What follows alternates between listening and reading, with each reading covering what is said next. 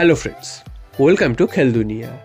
মোহনবাগানকে তাড়া করা এই মুহূর্তে সবথেকে বড় দল হচ্ছে এফসি গোয়া।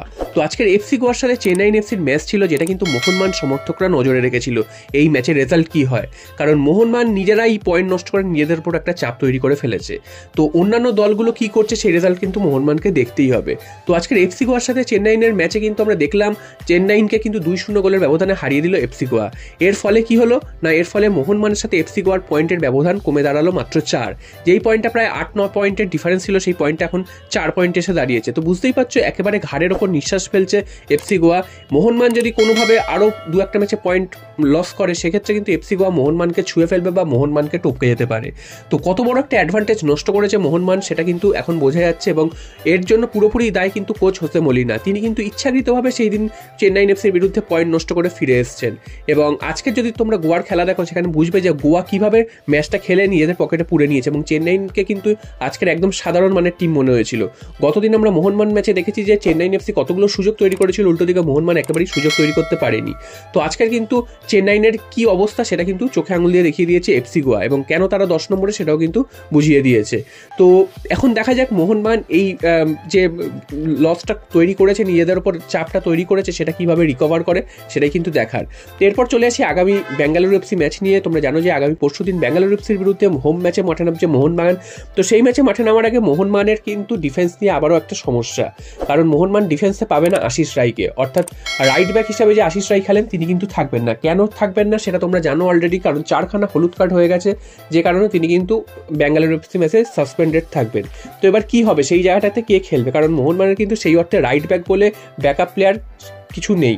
তো তাকে খেলাবে সেই দীপেন্দু বিশ্বাসকেই খেলাতে হবে, এবং দীপেন্দু বিশ্বাস কিন্তু এর আগেও 1-2বার এরকম নেমে কিন্তু সামাল দিয়েছিলেন।